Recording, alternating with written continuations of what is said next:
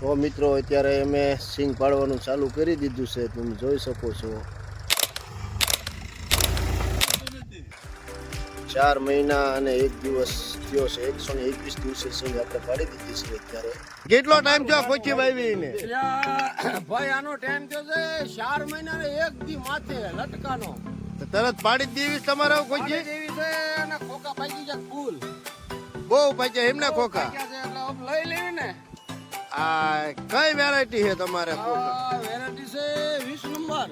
મગફળી પાડવાનું ચાલુ કરી દીધું છે અને તમે ખોખા જોઈ શકો છો કેટલા ખોખા બેઠા છે. પૂરા 4 મહિના અને 1 દિવસ થયો છે. તમે જોઈ શકો છો મગફળી બહુ સારી બેઠી છે.